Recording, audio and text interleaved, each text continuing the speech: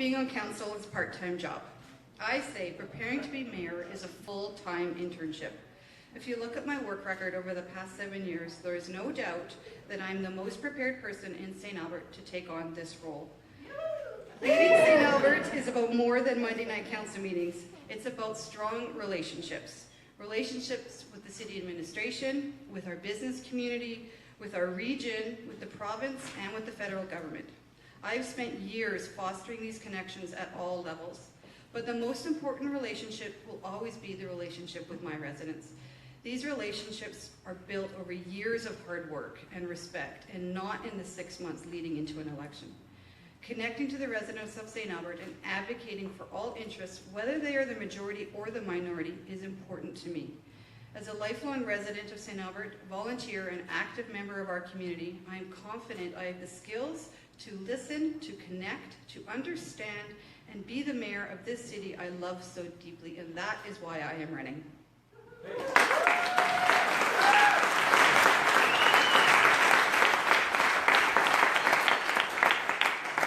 Great cities are built by residents with vision and the drive to turn that vision into reality for the next generation. Rome was not built in a day. We need to look decades and generations into the future, just like our parents and grandparents did. Thanks to their vision and drive, we have facilities like St. Albert Place, Red Willow Trails, Service Place, and our beautiful parks. Because of these visionaries, St. Albert has been ranked the #1 place in Canada to live. St. Albert is more than sewers, roads, and budgets. We are about honoring our history, raising our families, and exposing our children to the arts and providing them with amazing opportunities. What opportunities are in front of us right now that our grandchildren will thank us for? In recent months, the discussion around a library branch has eclipsed all other discussions. Do we need one? How will we pay for it? Yes. We do need a library. And we also need more ice services, another swimming pool, more downtown parking, affordable housing options, a 4th fire station, and a new food bank, and the list goes on. It isn't a question of which we will build, but rather how and when we will eventually have to build them all.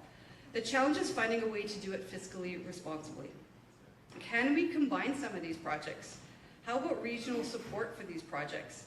Can we access new funding sources, or can we get private investors to help? I say, yes, we can to all of the above.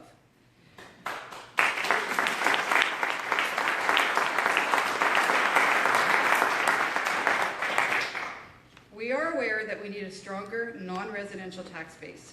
Towards that end, I was part of developing an entire department dedicated to economic development.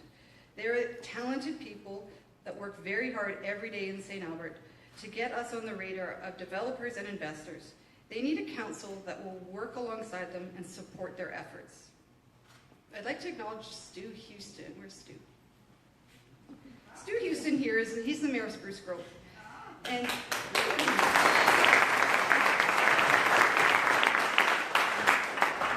I have watched Stu, and I know a lot of people have, and I find him a role model for the entire region, how a mayor can promote his city and be the #1 cheerleader for your own city. And because of that, Spruce Grove is a booming municipality. And Stu, I really look forward to working with you.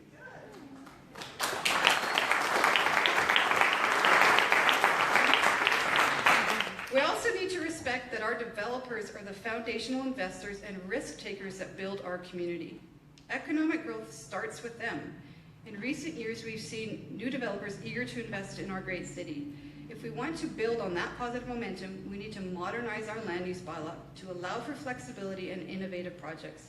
It is the job of the mayor and council to find ways to work with our development community, encourage them to develop, listen to their expertise on housing and growth, all the while representing the values of our residents in those discussions.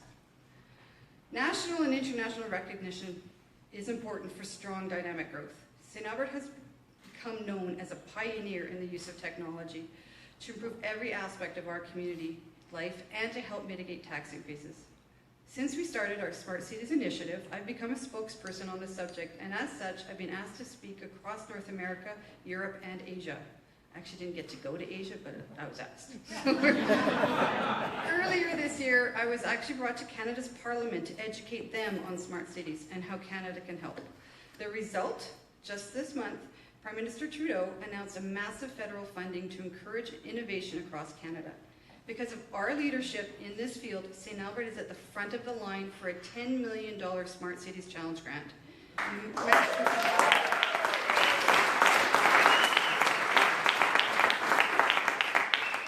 Imagine what $10 million could do to help St. Albert tackle issues such as traffic congestion through intelligent connected intersections, utility costs through real-time water usage, and better accountability and transparency through open data and analytics. I want that grant, and I'm going to get it.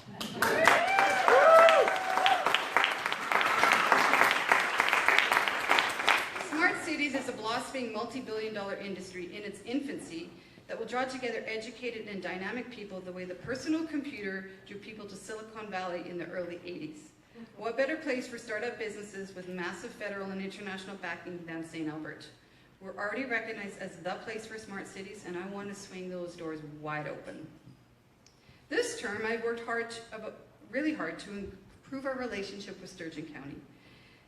Some of the council colleagues that said they were coming couldn't make it here tonight, but I would say that we have developed a friendship with the county, and we have changed in just 4 short years what was once a not very friendly relationship. And so now I'm very confident that the next council, my council, will be able to achieve a mutually advantageous boundary adjustment with our neighbors. Past generations would come together to help each other build barns, schools, and churches. They knew working together yields far greater results for everyone while helping your neighbors lead to amplified mutual success. Thanks to the efforts of many hardworking people in the entire capital region, we remain economically viable despite weak oil prices and international political uncertainty. The importance of these relationships is paramount right now due to the province provincially mandating regional collaboration. In regional collaboration, there is a need for leadership and for a spokesperson to guide the region to its fulfillment and therefore the benefit of St. Albert. My time on council has been about more than a part-time responsibility of showing up for Monday night council meetings. I've dedicated significant time and effort to develop the relationships with our regional partners on boards and committees such as the Capital Region Board, the Sewage Commission, as Lisa calls it. And in 2015, I was honored to be elected by officials from across the province to the board of the Alberta Urban Municipalities Association. I have helped to ensure that St. Albert is not only a part of the region, but that we are part of leading the region. St. Albert needs to continue to have a strong voice at the table in those discussions. We made a mistake decades ago of not participating, and now we have no say in the development and running of our region's airport. That was a mistake we cannot afford to make again. By working together, we can assure that everyone in the region, including the hardworking residents of St. Albert, have more opportunities for jobs and stability for their families. And I'll just like to at this point out there, Lisa's here, Mayor Houston is here, and then I've got Brian Botterill from Strathcona County. So thank you for all for showing up and supporting me today.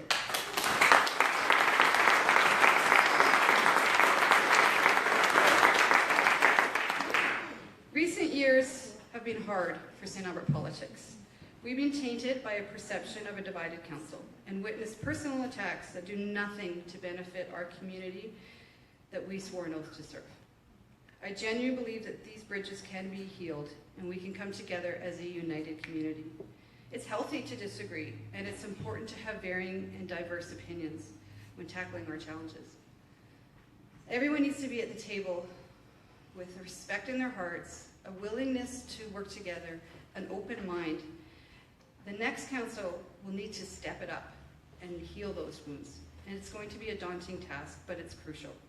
St. Albert deserves a professional council that exemplifies the strong values of our community.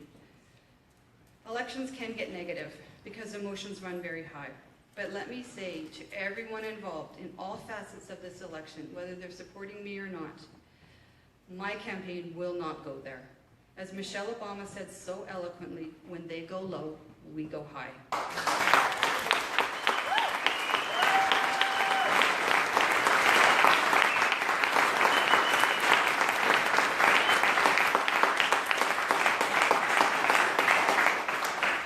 It is my hope that the ministerial inspection undergoing in St. Albert right now will resolve some of these issues and include a host of recommendations to set the city on a positive path forward. The province is also releasing new regulations on council code of conduct, and through my role on AUMA, I've been leading the municipal response and advocacy on this issue. I brought back my learnings and asked our administration to review and make recommendations to update the St. Albert Council Code of Conduct and to set the next council and future councils up for success. I'm actually extremely proud of the accomplishments of the last two councils. Tax increases have been held very low, below the cost of living, and we've even managed to do that keeping our service levels high. In 2015, we actually had a tax decrease, so there we go. And then the service levels have stayed the same, and we actually increased the snow clearing service level because of a response and a cry from our residents. We have a city that works. Garbage is picked up. Road infrastructure just ranked high on our resident satisfaction survey. And our first responders, RCMP, and fire professionals are amazing parts of our community. We've worked hard to improve our public engagement tools and have attracted many commercial businesses to St. Albert. Imagine St. Albert without Costco, or the Shops of Joe. None of those were there when I was elected. And I'm so excited about landmark cinemas that will be opening in 2018. These two new businesses have moved our tax ratio closer to the once dreamed about 80-20 goal. During the last 6 years, we've ranked the #1 place in Canada to invest, to raise a family, and to live. We are the safest city in Alberta and one of the safest in all of Canada. I have ideas to tackle some of the specific issues facing St. Albert today. Issues such as traffic congestion on St. Albert Trail, responsible infill, housing and transportation choices, accountability and transparency of our local government, expansion of Red Gibbon Drive, protecting our green spaces and our river, and becoming a welcoming and inclusive community where your race, your gender, your sexual preference, or your country of origin will never stand in your way. Yeah.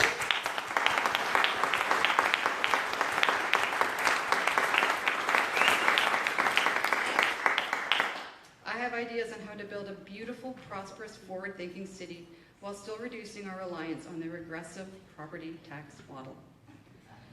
But what about the issues that will arise in 2018? What will the issues be in 2021? What our city needs is more than one person with one idea on one issue. St. Albert deserves is a mayor and 6 councillors who sit together, hear each other's differing ideas respectfully, and collaborate with our staff and partners to come up with solutions that will benefit our entire city and its future generations. Somewhere along the line, we've lost that collaborative spirit. This election is your chance to bring it back. We will never do the great things we want to do if we can't find a way to work together, and I say that starts with the mayor and then council. I want my campaign to be one that celebrates St. Albert, a campaign run with fun and enthusiasm, an opportunity for everyone to learn, come together as a community, and show the world that we are proud of St. Albert. I am flattered that so many people have already offered to help, and I look forward to meeting many more people in the months ahead.